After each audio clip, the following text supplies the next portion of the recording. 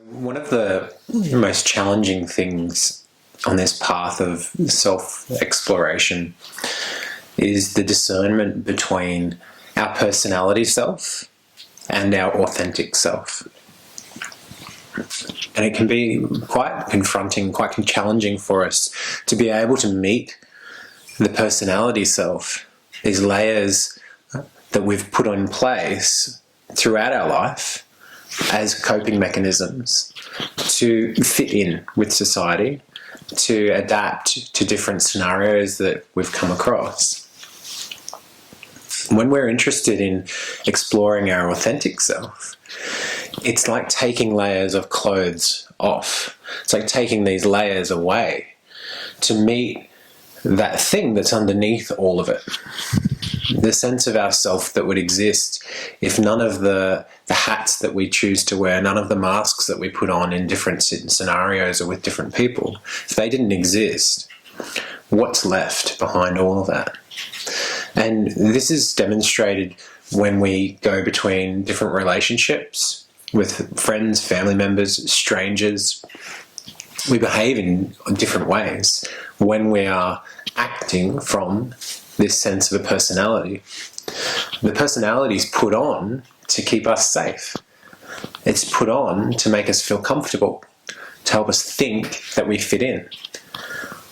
And it quite often is developed throughout our life from times as early as when we're children, when the mind is trying to find ways to help create comfort and to create ease in our life by shifting away from what is our authentic expression of self into what society or our community or our groups think is going to work best for them.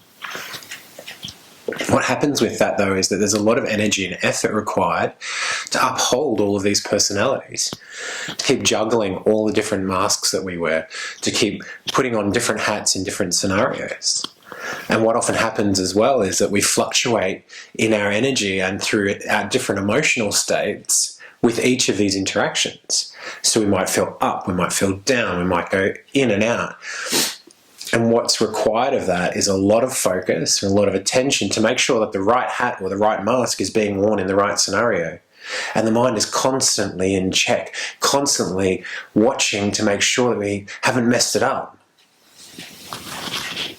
If we can move beyond that into exploring an authentic expression of ourself that has a genuine expression of a sense of personality in this version of us, then in that moment there's no effort required of it.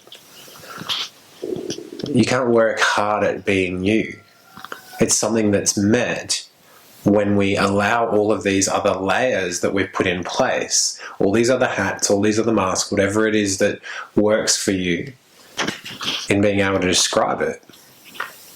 When we allow all of those things just to be, and be our purest self in what could feel quite a vulnerable state, then we realize that it's consistent through every interaction that we have.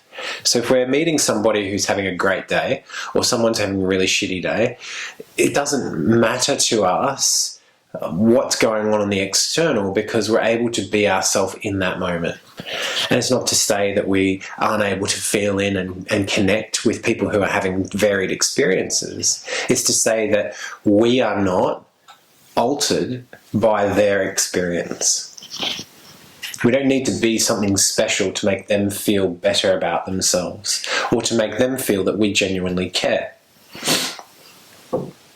This comes through an exploration of self. It comes through looking inwards at what it is within us that feels that it needs to put on a mask, that it needs to put on a different hat, that it needs a different personality to fit in because it's not enough. Because the truth is that we are all enough, that you are enough. You're perfect exactly as you are. Even with these layers of personality that are there. You don't need to change.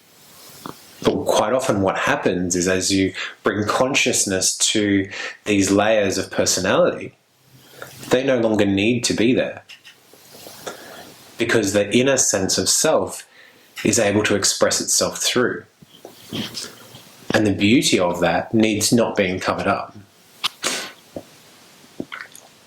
So how do we explore this? How do we find that? It's about being conscious within the interactions that we have. And this is a really key part to exploring the most authentic version of yourself, is that if we sit in meditation, if we're feeling into the purity of our being and the energetic expression of ourself in this form, it can be easier to do that in a state of meditation.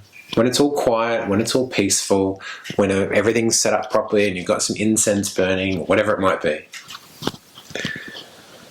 What's required of us is to take that sample, that example of what it feels like to be able to connect with that authentic version of ourselves, and hold that as reference when we move through our day, without an expectation that it will stay there, because it probably won't to start with. What it does is it will still be present, just maybe not in the forefront, because with each interaction we become aware of these layers of identity that are being put in front, that are being used as a filter between the world and our authentic self, because at some point we've felt that the authentic self is not safe to be expressed into the world. And that's not true. So when the truth of that is seen, it can be quite uncomfortable, because the personality that's being put forward, whether that is an egoic expression of being boisterous, being extroverted, maybe it's the other way, being introverted and recoiling away from certain interactions. When that comes up, if we're able to use the reference that we can connect with as ourself, our purest, genuine self, then we can see it. We don't need it to change. We don't need to work at it being changed. It naturally happens as a consequence of bringing consciousness into that moment.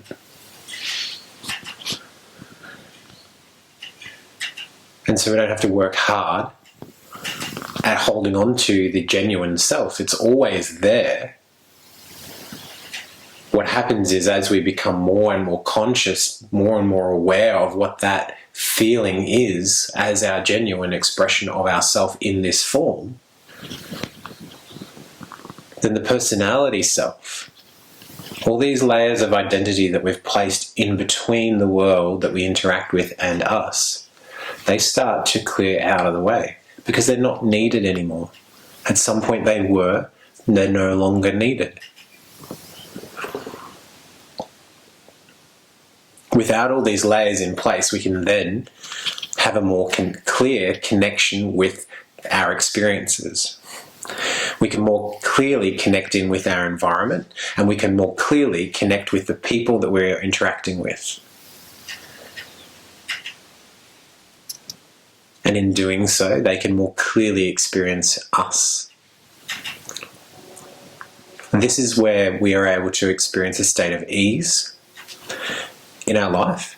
This is where we're able to experience a state of abundance in our life. And this is where we're able to bring ourselves back into the present moment, rather than needing for the identity to be in place to protect us against something that was, or may be. The less of these layers of identity, the less of these personas that we put in place to protect ourselves, the less of them that are needed to be in place, the more our authentic self can be expressed, the more it can be connected with, and the more that we're able to connect with our environment. This brings us into a state of presence, where we're able to be completely in the moment. Nothing else exists, nothing else matters. I can't be anything more. I can't be what I was, because it doesn't exist anymore. All I can be is who I am right now, in this moment, expressed in connection with whatever it is that it's playing into. I hope this resonates with you. And I hope the practice of this brings about some peace and ease for you. And please, if you have questions about this, if you have any comments or want to share your own experience of this, please do. I'm interested to hear. I'll speak with you soon. Bye.